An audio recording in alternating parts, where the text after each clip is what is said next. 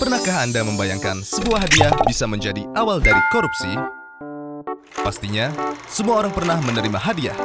Di saat momen-momen tertentu, hadiah menjadi sesuatu hal yang penting untuk menyenangkan orang lain.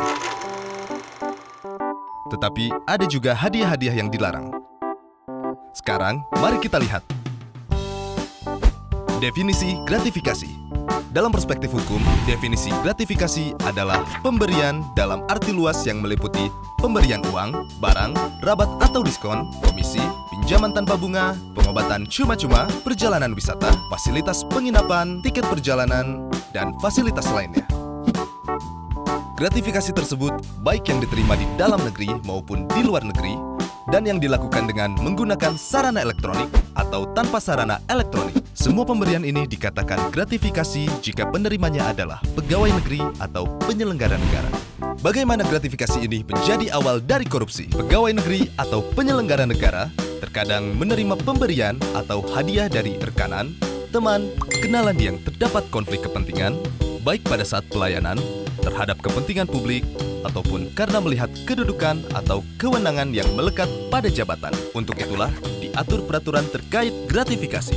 Aturan terkait gratifikasi diatur dalam pasal 12B besar dan 12C besar, Undang-Undang Nomor 20 Tahun 2001. Pasal gratifikasi berfungsi untuk mencegah pegawai negeri atau penyelenggara negara menerima gratifikasi yang dianggap suap. Pengaturan ini dibutuhkan untuk menghilangkan munculnya potensi konflik kepentingan akibat penerimaan gratifikasi dan membangun budaya transparansi, akuntabilitas, dan integritas. Mungkin kita sebagai masyarakat juga belum memahami apa saja unsur-unsur pasal gratifikasi. Lalu, apa sajakah unsur yang terdapat dalam pasal 12B besar dan 12C besar?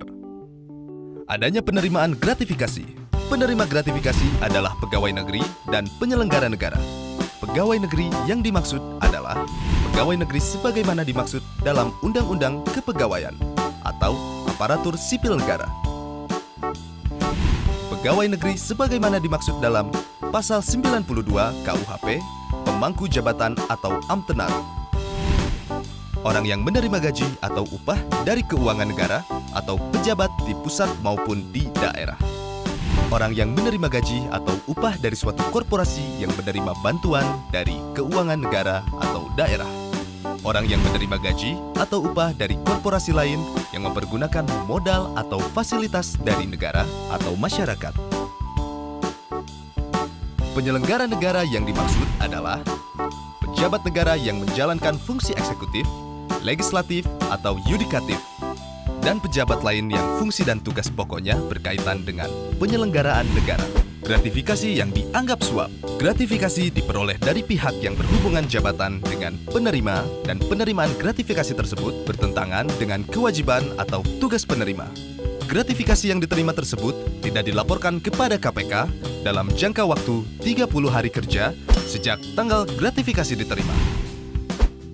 Bagaimana pembuktian penerimaan gratifikasi di pengadilan? Misalnya, pejabat negara menerima gratifikasi yang nilainya 10 juta rupiah atau lebih. Maka, pembuktian gratifikasi tersebut bukan merupakan suap dilakukan oleh penerima gratifikasi. Yang berikutnya, pejabat negara menerima gratifikasi yang nilainya kurang dari 10 juta, maka pembuktian gratifikasi dianggap suap dilakukan oleh penuntut umum. Lalu, apakah ada sanksi untuk penerima gratifikasi? Jawabannya, ya. Menurut pasal 12B besar ayat 2 Undang-Undang Nomor 20 Tahun 2001, pidana bagi pegawai negeri atau penyelenggara negara adalah pidana penjara paling singkat 4 tahun, paling lama 20 tahun, atau pidana penjara seumur hidup, dan pidana denda paling sedikit 200 juta rupiah, dan paling banyak 1 miliar rupiah. Mungkin semua orang belum sepenuhnya sadar bahwa dari penerimaan gratifikasi bisa berakibat fatal.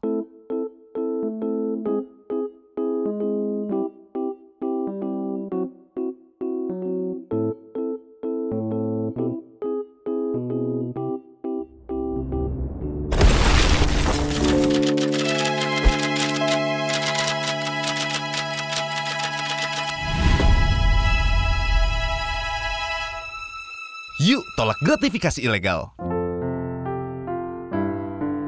Berani tolak, hebat!